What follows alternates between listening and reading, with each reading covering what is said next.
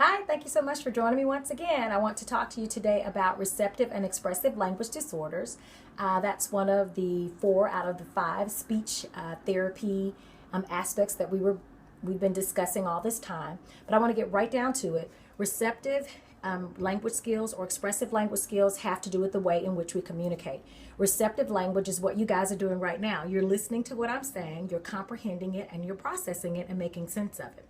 Expressive language skills have to do with the way that you are able to put words together in a solid manner to form phrases and sentences to communicate your needs, your wants, and your desires. Anytime a child has difficulty, or even a person with receptive language tasks, they typically have a hard time following directions and making sense of what is required of them in situations where they have to follow directions, process information, or make sense of what is required from the environment or from people within.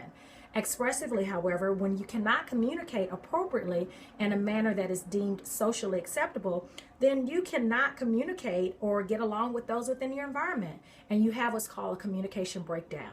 So in terms of speech therapy, if you have a child or know an adult that has suffered a traumatic brain injury or a stroke, and they all of a sudden have a hard time following directions or understanding what is required, as well as expressing themselves, then a speech language pathologist is the person you need to consult.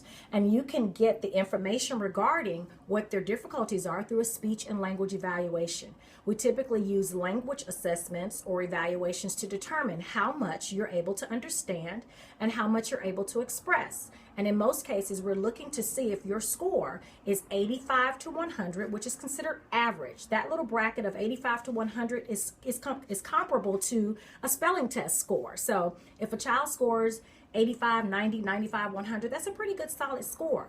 On a spelling test, if they score an 80, that's kind of a borderline score. It's not really good, not really bad. And then anything that's below 80 is considered problematic. That's pretty much how speech assessments work when 85 to 100 are considered average scores. So you can kind of compare it to a spelling test and figure out how your child or adult friend has fared. For more information about the services we provide, you can visit us online at divinespeech.com.